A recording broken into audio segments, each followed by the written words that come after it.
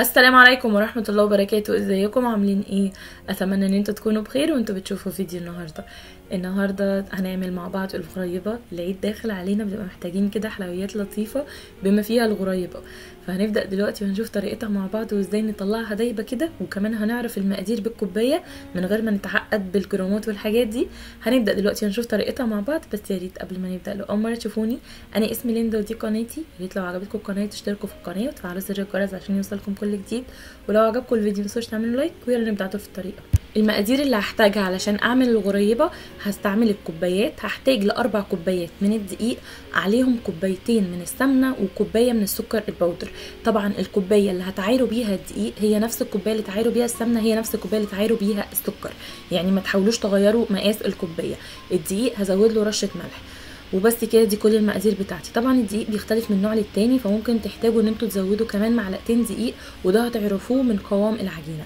هبدا انزل بالسمنه الاول. السمنه لازم تكون متماسكه زي ما انتم شايفين كده. لو لقيتوها سايحه شويه ممكن تحطوها في التلاجة شويه، انا مش عاوزاها بارده، ولكن لازم تكون متماسكه عشان تديني قوام زي الزبده. احنا طبعا الغريبه بتتعمل بسمنه فقط. هبدا انزل عليها بقى بكوبايه السكر البودر، ويفضل طبعا البودر سكر البودر الجاهز، مش السكر اللي في البيت، لان بيكون في نسبه بسيطه من النشا. هبدا اخلطهم مع بعض كويس جدا في الفود بروسيسور او الستاند ميكسر، او ممكن تعملوه كمان على ايديكم. اهم حاجه ان انتوا تفضلوا تضربوا فيه لغايه ما يديكوا القوام ده.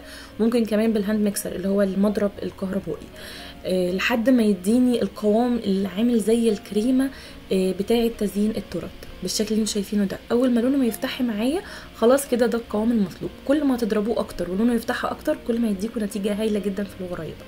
ضفت بقى الدقيق كله مره واحده، وفي الخطوه دي تخلوا بالكم ما تقلبوش كتير. انا جاست بس ان الدقيق يختفي وكل حاجه تندمج مع بعض، هوقف العجن على طول، لانها لو اتعجنت كتير هتقلب معايا للبسكوتات وهتديكوا قوام مقرمش، مش القوام الناعم بتاع الغريبه.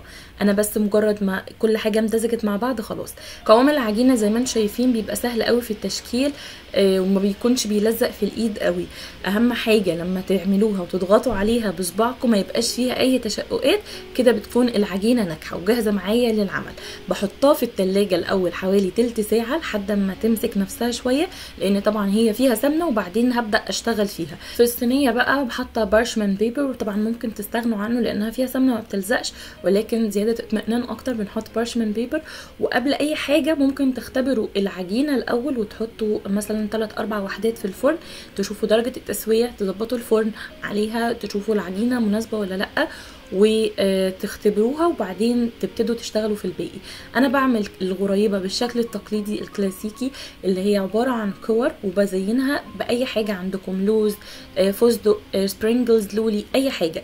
الغريبه بتبقى لايقه قوي مع المكسرات، لان المكسرات بيبقى لونها اغمق من الغريبه، فبتكسر اللون، بيبقى شكلها لذيذ قوي.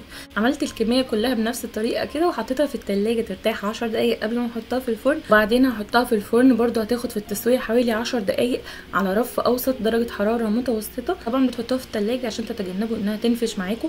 هي في كلتا الحالات مش هتزيد. وبرده لما تيجي تحطوها في الصينيه حاولوا تسيبوا مسافات بسيطه جاست ان كيس، مش اكتر، انما هي في كلتا الحالات مش هتزيد، وبتطلع معاكم بالشكل ده. الغريبه ما بتاخدش لون من تحت، لازم تكون فاتحه، وكمان ما بتتكسرش زي البسكوت، لازم تدوب معاكم بالطريقه دي. وطبعا زي ما قلت لكم لو قعدتوا تعجنوها جامد بالدقيق هتتكسر معاكم، هتقلب معانا لنظام البسكوتات.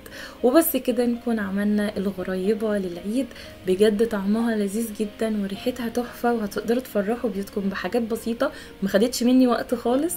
وبس كده يكون فيديو النهارده خلص. اتمنى ان انتوا تكونوا استفدتوا من الفيديو وطريقته تكون عجبتكم، وتطبقوها وتقولوا رايكم تحت في الكومنتات. وبالف هنا وشفا مقدما لكل اللي هيجربها. يا ريت لو عجبكم الفيديو متنسوش تعملوا لايك للفيديو، لو مش مشتركين في قناتي تشتركوا دلوقتي وتفعلوا زر الجرس عشان يوصلكم كل جديد. واشوفكم على خير تاني قريب في فيديو جديد.